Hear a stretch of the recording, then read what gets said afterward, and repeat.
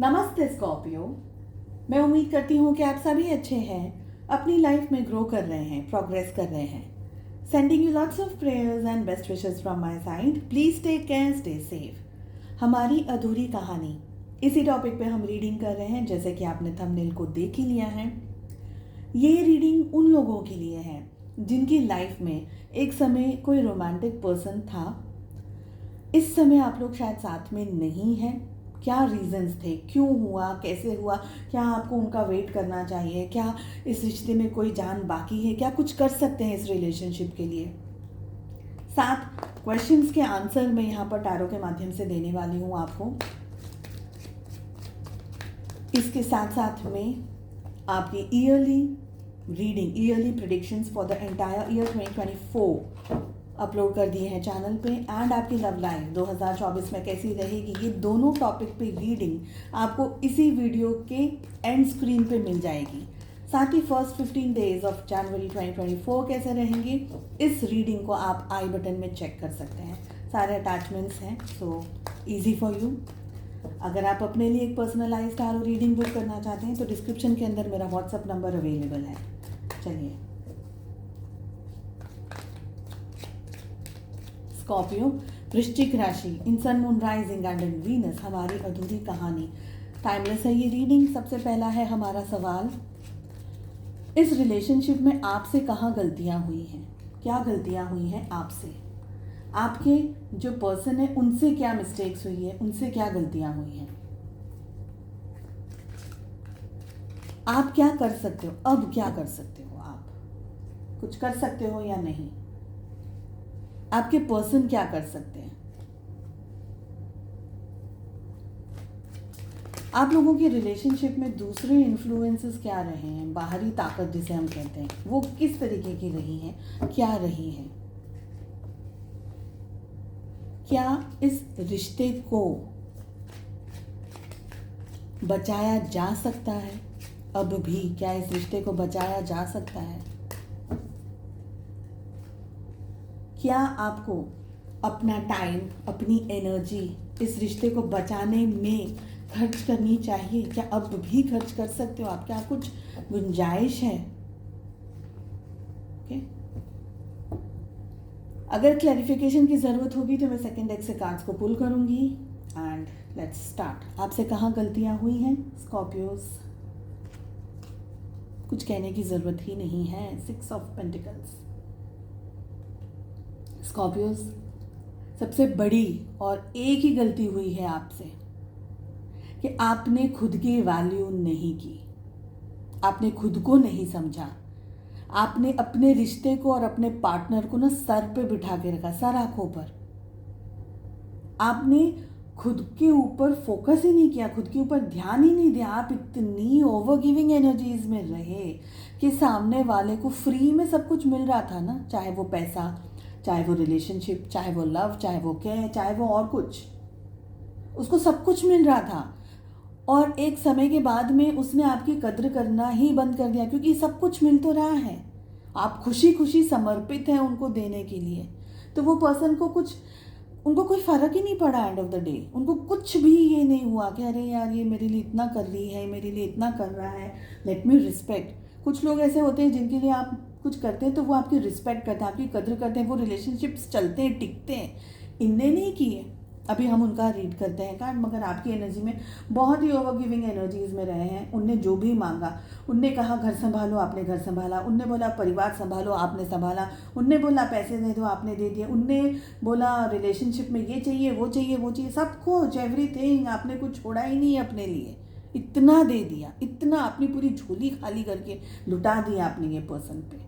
उनसे कहाँ गलतियाँ हुई हैं? आई थिंक 10 ऑफ सोर्ड्स की फेवरेट प्लेस ये है। रीडिंग्स कभी कभी इतनी एक्स्ट्रा ऑर्डिनरी होती है ना, आपके पर्सन ने, मैंने जैसे कहा, आपकी बिल्कुल वैल्यू ही नहीं की है। आपको ना सम्मान दिया, ना आपको इज्जत दी, ना आपकी कद्र की इस पर्सन ने। मुझे नहीं पता इनने मोहब्बत किस तरीके से कर ली आपके साथ में, क्योंकि ये पर्सन ने आपको टेक इट फॉर ग्रांटेड लिया है। आपको एक नहीं, हज़ारों हज़ारों झूठ बोले हैं। हज़ारों दफ़े आपका दिल दुखाया है, और जब जब आपका दिल दुखाया है आपने हंसते मुंह इनको कुछ कहने के बदले इनको अंडरस्टैंड किया, इनको समझा कि चलो कोई ये परिस्थिति होगी, ये प्रॉब्लम होगी। आपने अपनी तरफ से सर्वस्व, जैसे मैंने कहा, सर्वस्व लुटा दिया। आपके पास में कुछ बचा ही नहीं है खुद के लिए। इन्होंने आपको धोखा दिया है, चीटिंग की है, हो सकता है कुछ और भी गफलेबाजी की हो। इन शॉर्ट अगर कहूँ तो ये पर्सन ने आपको समझा ही नहीं, आपके नाजुक दिल को और आपके हीरे जैसे स्वभाव को समझा ही नहीं। There loss. आप क्या कर सकते हैं अब? Oh that's so sweet, you still love them. आप बहुत ज़्यादा प्यार करते हैं, लवर्स की एनर्जी आ रही है।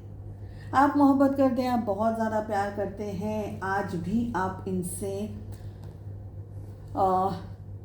इनको छोड़ नहीं पाए हैं। भले आप लोग साथ नहीं हैं इस समय, मगर अगर आप करना चाहें, लेट अस सी।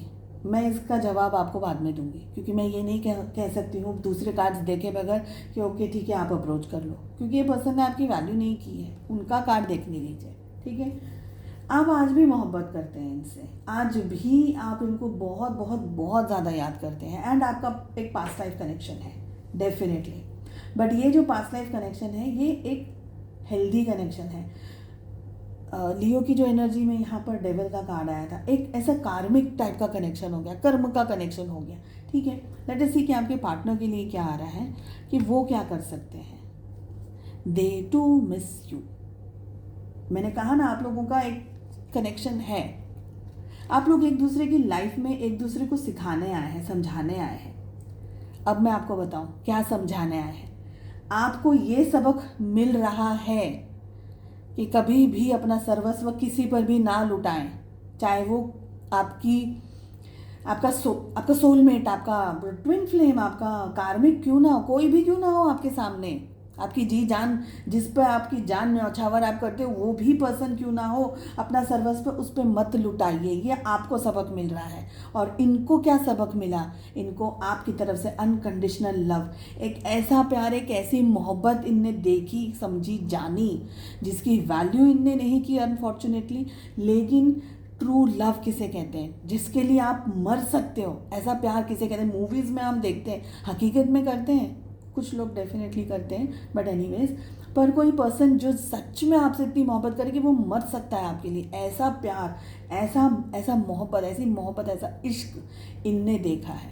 विश्वास तो नहीं किया होगा, लेकिन आप ज़रूर कर रहे हैं, because we have 6 of cups. ये पर्सन आपको याद करते हैं, अपनी गलतियों पर इनको पछतावा है, ठीक है। लेट अस सी आगे क्या आ रहा है। बाहर एक्सटर्नल इन्फ्लुएंसेस क्या आ रहे हैं रिश्ते में आप लोगों के बीच में? बाहर external influences, we have chariot.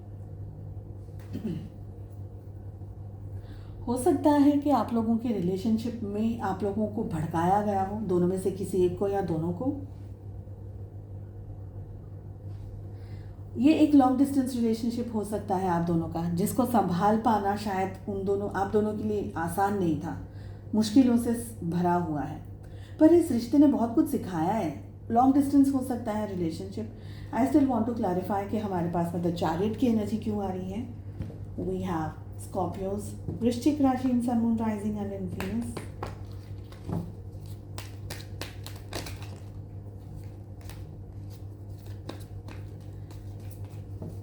Clarify करिए प्लीज।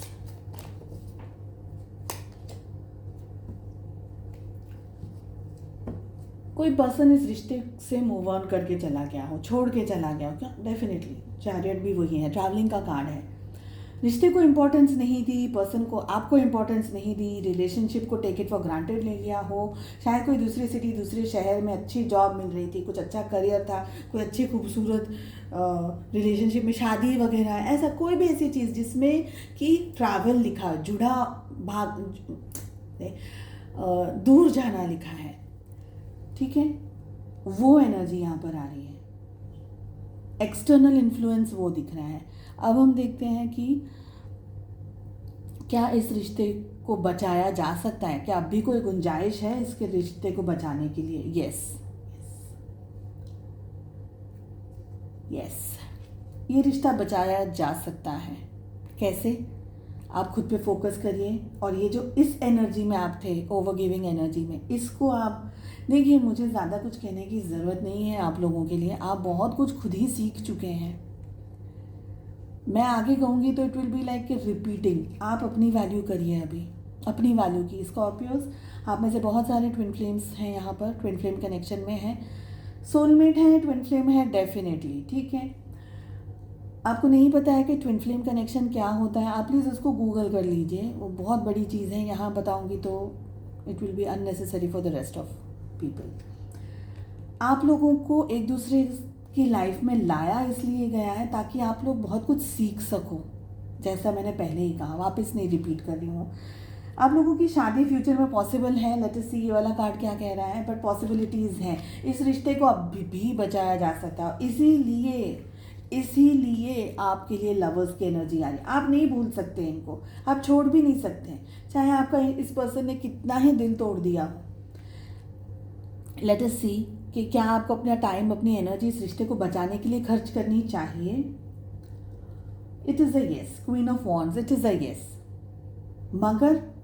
मगर इस रिश्ते पर आप अपना टाइम, अपनी एनर्जी कर सकते हैं, आप इनको मैसेज कर सकते हैं, आप इनको अप्रोच कर सकते हैं, आप जो भी करना चाहें कर सकते हैं। यहाँ पर लवर्स आ रहा है, मगर आपको अपनी वैल्यू, अपनी रिस्पेक्ट, अपनी self worth, self value, self care को छोड़ना नहीं है। अगर ये पर्सन आपकी डिसरिस्पेक्ट करके गए हैं तो आपको अपनी इज्जत प्यारी होनी चाहिए, अपनी सेल्फ रिस्पेक्ट प्यारी होनी चाहिए, सेल्फ केयर प्यारी होनी चाहिए। ऐसा नहीं है कि अभी आप इनको तुरंत ही फ़ोन घुमा दें और कह दें कि मैं भूली नहीं हूँ and I still love you, this and that. ठीक है, जो भी हैं आप, मेल फीमेल, क्योंकि मैं एक फ़ीमेल हूँ तो मेरे मुंह से घी ज़्यादा निकलता है, भूलूंगी, करूँगी, ऐसा तो आप अपने हिसाब से ले लीजिएगा। तो बट आपको आपकी सेल्फ रिस्पेक्ट, वर्थ होनी चाहिए, and that is the reason कि अगर आप ट्विन फ्लेम कनेक्शन में हैं, focus on your self, work on your self. कहीं नहीं जाएगा पर्सन आपका, वापस पीछे पीछे आएगा, आज नहीं तो कल, तो टाइम लगेगा मगर अगर आएगा। और आपके लिए यहाँ पर ये जो क्वीन ऑफ वॉन्ड्स की एनर्जी आ रही है, आप देख रहे हैं